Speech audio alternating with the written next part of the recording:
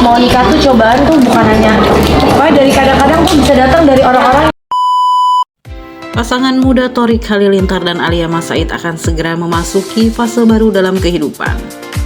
Keduanya bakal melangsungkan pernikahan dalam waktu dekat, segala persiapan pun sudah mulai dilakukan. Anang dan Ashanti pun memberikan nasihat menjelang pernikahan Thorik dan Alia Mas Said. Mereka mengingatkan tentang cobaan yang mungkin datang menjelang pernikahan. Kalau mau nikah tuh cobaan itu dari sekarang bisa datang dari orang-orang yang kita nggak sangka-sangka, dari orang yang sepele kemudian terus akhirnya jadi berantem, kata Ashanti dalam channel YouTube miliknya The Hermansyah. Anang pun melanjutkan kemudian menasihati Thorik Halilintar dan Alia Mas Said untuk saling mendengarkan dan percaya satu sama lain. Karena menurut Anang hal itulah yang akan memperkuat hubungan mereka selama persiapan pernikahan. Alia, kamu harus dengerin Thorik, dan Thorik pun harus kamu mendengarkan Alia. Jangan pernah mendengarkan yang lain, tambah Anang kepada mereka berdua.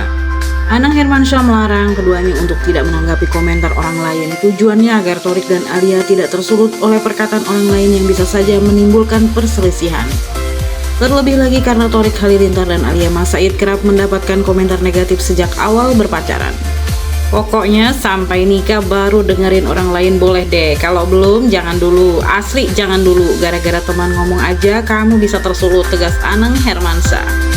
Sementara itu Thorik Halilintar dan Alia Mas Said belum mengungkapkan secara jelas kapan tanggal pernikahan mereka.